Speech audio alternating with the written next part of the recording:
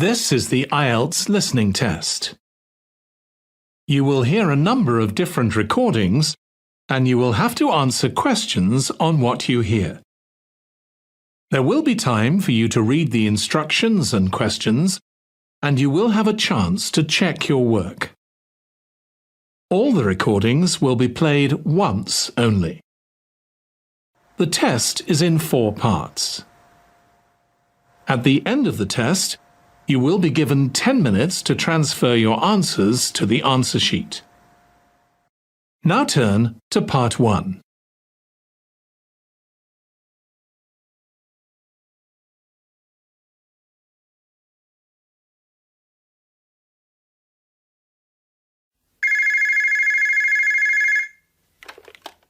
Westfield Sports Centre, can I help you?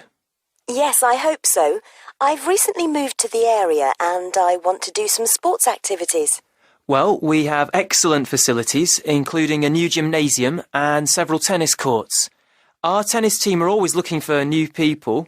Oh, I was never any good at gymnastics, and I don't think I've got the time to put into learning tennis. No, I'm more interested in swimming, and I'd also like to take a few yoga classes if I can. OK, well, we have 3 swimming pools, an Olympic-size 50-metre pool and a 25-metre pool, which are both outdoors, and a heated indoor pool, which is just 15 metres long, but is very popular with our members in the winter. I bet it is. Do members have to pay to use the pools? Well, members don't pay for the pools if they just want to swim laps on their own. We even offer complimentary classes for beginners, but we do charge a small fee if you want to take part in the advanced training sessions. And there's also a fee for our water-based Keep Fit class. Right. And would I need to book any of the facilities, or can I just come whenever I want? We don't actually allow anyone to book the swimming lanes or the gym equipment, but for safety reasons, we can only have a maximum of 7 people in the sauna at any one time, so you do need to put your name on the list for that. Fine. Now, I'd also really like to take a yoga class. Do you have any? Yes, there are classes on Monday, Tuesday and Friday in the morning from 10 till 11, and then every Saturday and Sunday in the evening.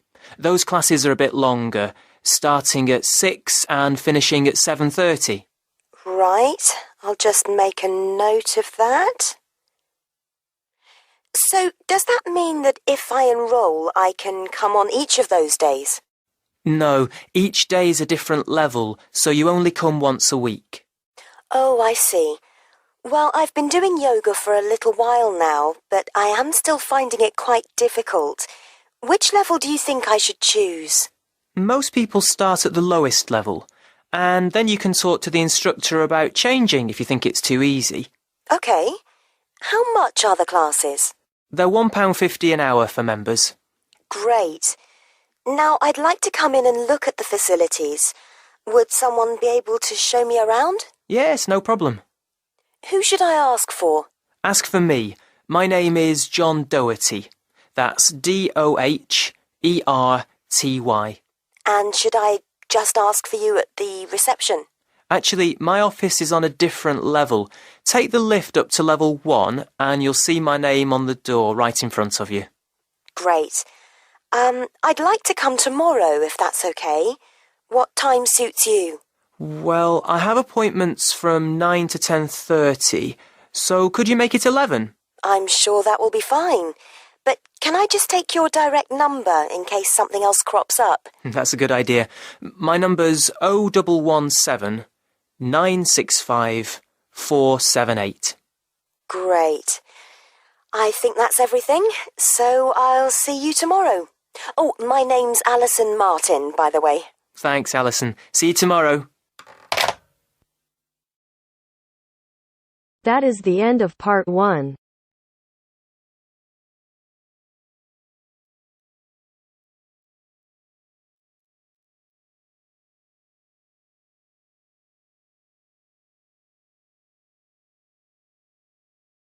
Now turns to part 2.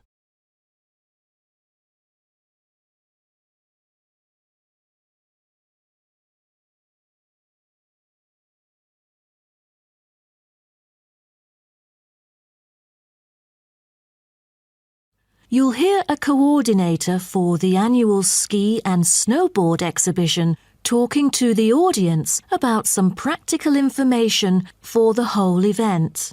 First, you have some time to look at questions 11 to 15.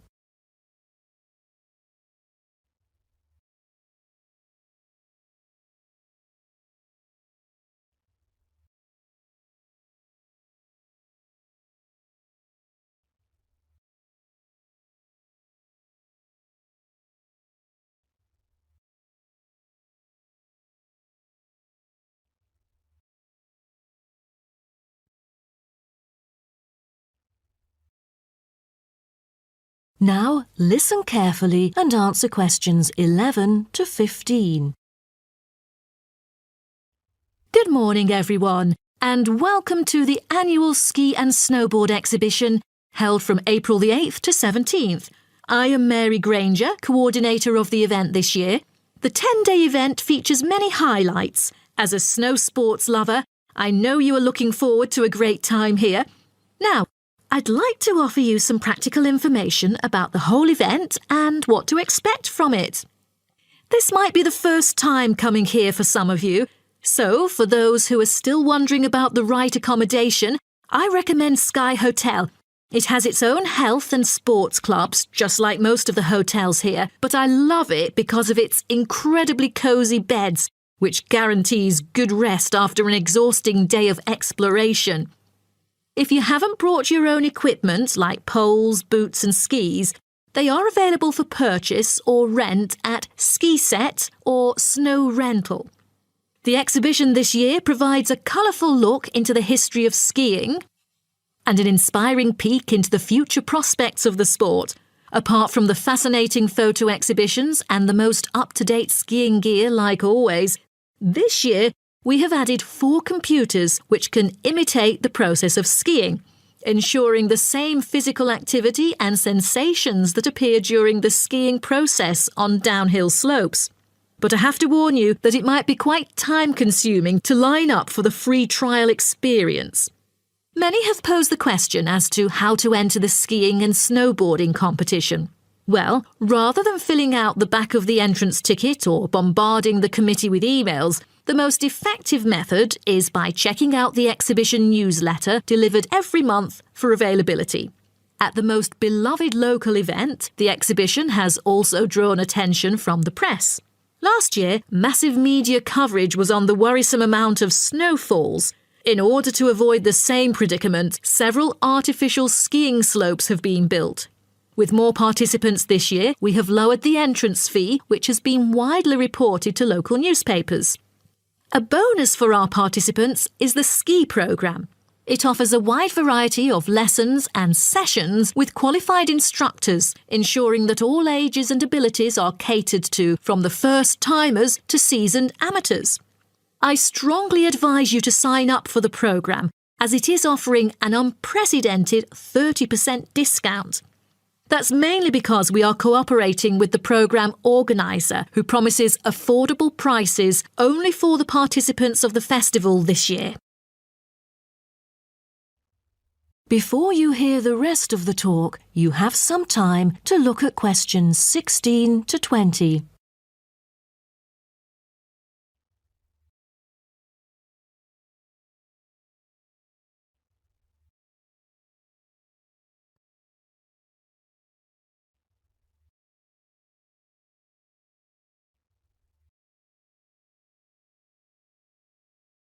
Now listen and answer questions 16 to 20. Now, I would like to introduce you to the list of presentations during the following week so that you can better plan your schedule.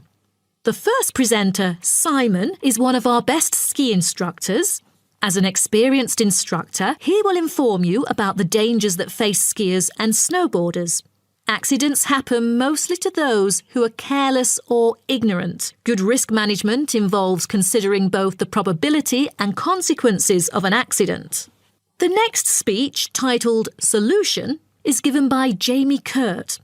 A list of problems may occur to novice skiers and snowboarders, so he is going to offer useful information for first-timers on choosing the appropriate gears, the right dress code and ways of protecting your skin. For instance, some of you may have rented the skiing equipment, but rental footwear is notoriously uncomfortable. Then, Jamie will provide instructions to help make your footwear fit better. The third speech is about a documentary introducing skiing and snowboarding and the difference between the two sports. It also depicts a group of snow lovers exploring new slopes with breathtaking views. The director, Andy Fisher, will be there, addressing the whole shooting experience. The fourth talk is about the tricks of skiing, presented by Harry Tyson. It is most useful for those who have already tried skiing yet still need more practice to master the sport. Harry will teach you how to turn more skillfully. A lot of people can keep their skis roughly parallel, but there's no point if you make it hard to work with and slide around out of control. Useful exercises will also be suggested to improve your parallel skiing technique so that you can tackle steeper slopes and enjoy yourself more. Jason Smith will be the last presenter, mainly addressing towards advanced skiers. He manages to apply snow climbing into skiing. Climbing in soft snow, you are floundering around. Walking becomes harder, so a good trick during climbing is to maintain a wider gait, approximately shoulder width, so that you are more stable while walking. This works for skiing as well. That is the end of part 2. You now have half a minute to check your answers.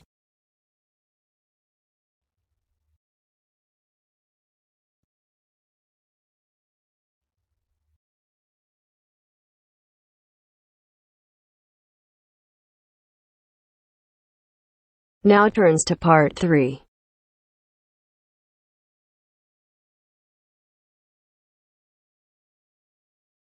You will hear a conversation between a student and her professor talking about a summer course. First, you have some time to look at questions 21 to 24.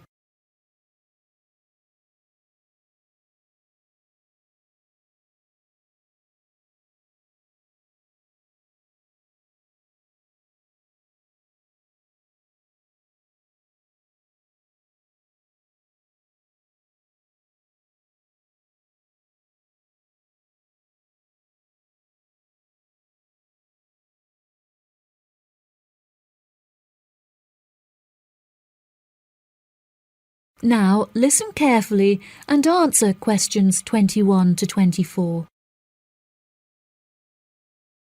Hello, Mr. Thompson. May I speak to you for a minute? Of course. Please come in. I'm Alexandra Jones. I'm studying sustainability here at the university, and I heard about the summer course that you offer every year. I was considering joining the course and wanted to ask you some questions about it. Yes, of course. Please fire away. Has the course been effective in improving the environment? Yes, absolutely. We have seen great results. Last year we planted a small field of trees, and we have been measuring their oxygen outputs to see the benefits that they have provided to the environment. Since we were regulated by law last month, we are now able to hugely enhance our efforts. Our current goal is to introduce a lot more tree species to the plot so that we can establish a complex habitat and compare the benefits of each species. In order to do this, we need to get a lot more students involved in the project, so I am very pleased to hear about your interest. Well, the project sounds fascinating. I would definitely like to be involved. Absolutely. Over the years, we have received funding from private investors and from selling shares. But the biggest improvement in our research came from a government fund that we received in the first year. This has greatly improved the organization, and we have since won prizes for our research. Wow, how impressive! Yes, it is of the utmost importance to our organization that we find a way to repair the terrible damage that has been done to the environment by the human species. This is no small undertaking, and our resources still need management, But from reports taken of our studies, we have found that teachers and students have greatly benefited from field trips to the tree plantation. Yes, I visited the plantation myself on a field trip 2 years ago, and I found myself greatly impressed by it. We have received a lot of feedback from visiting groups, telling us how impressed teachers, researchers, and students alike have been during their visits. Due to the educational facilities that we have carefully structured, I know that the visits are useful and engaging for students, and that their experience is particularly special. Before you hear the rest of the conversation, you have some time to look at questions 25 to 30.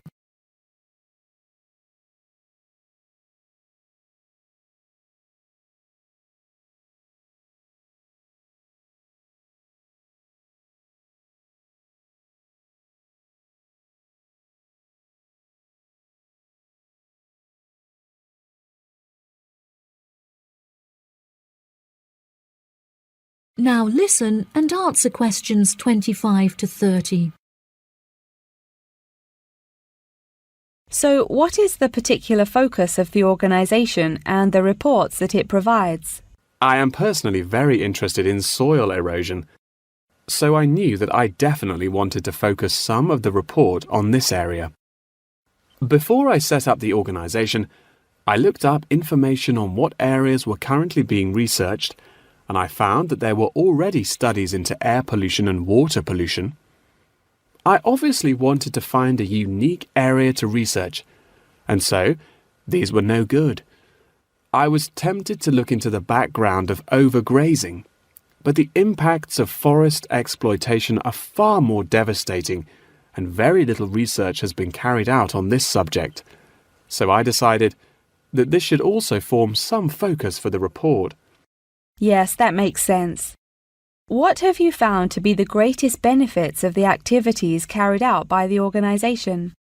I have found that the greatest benefits are not the ones that anyone can learn from a book, like how to collect data, but more importantly, are life lessons that one can gain only from experience.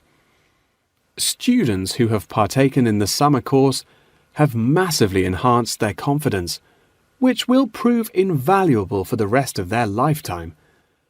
The people who partake in the summer course already know the importance of environmental protection, so it is not important that we spend time teaching them this. Students instead benefit from learning the importance of punctuality, as each day they have to wake up early to make sure that they are not late for their practical experience sessions.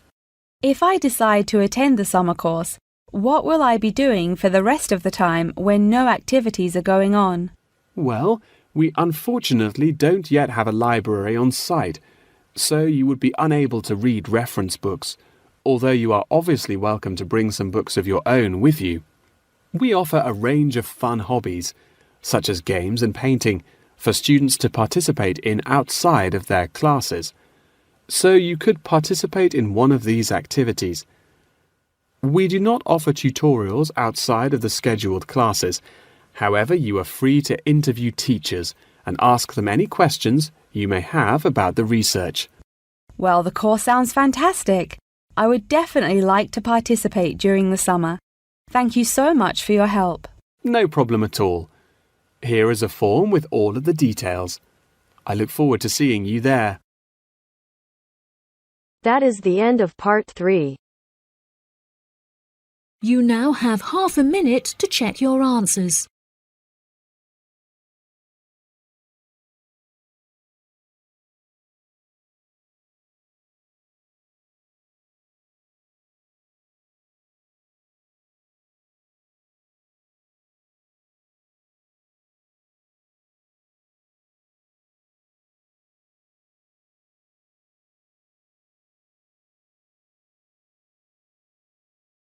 Now turns to part 4.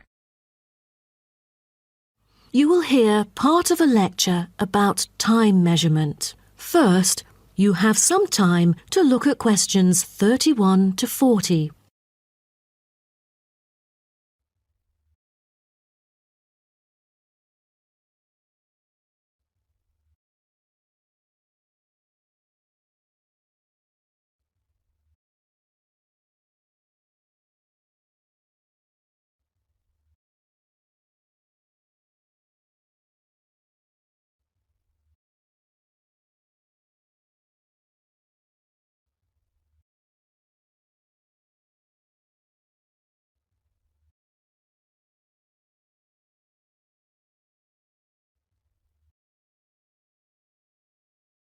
Now, listen carefully and answer questions 31 to 40.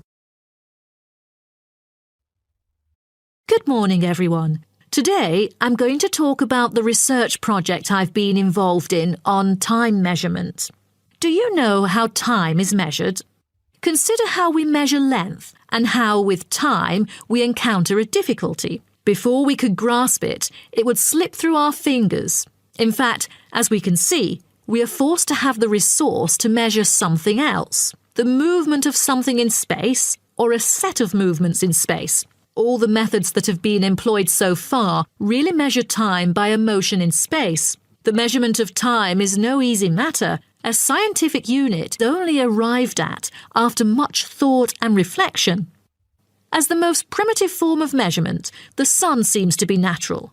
Ever since man first noticed the regular movements of the sun and stars, we have wondered about the passage of time. Prehistoric people first recorded time according to the sun's position. To start off, let us take noon, which is when the sun is on the meridian at the highest point of its course across the heavens, and when it casts the shortest shadow. But this measurement, which was regarded as a major one in ancient times, was less important than the natural events that occurred. The earliest natural events that had been recognised were in the heavens, but during the course of the year, there were many other events that indicated significant changes in the environment. Seasonal winds and rains, the flooding of rivers, the flowering of trees and plants, and the breeding cycles or migration of animals all led to natural divisions of the year, and the further observation and local customs led to the recognition of the seasons. Years later, precise measurements were invented because the passage of time was extremely important for astronomers and priests who were responsible for determining the exact hour for daily rituals and for important religious festivals. Apart from the connection with religion, accurate time measurement was also related to the government, since they divided the day or the night into different periods in order to regulate work and various events. For thousands of years, devices had been used to measure and keep track of time. The current sexagesimal system of time measurement dates back to approximately 2000 BCE from the Sumerians. It was found that the earliest ancient timekeepers were mainly invented and used in Mesopotamia, where the water clock was introduced from, as well as in North Africa, especially in the area of ancient Egypt.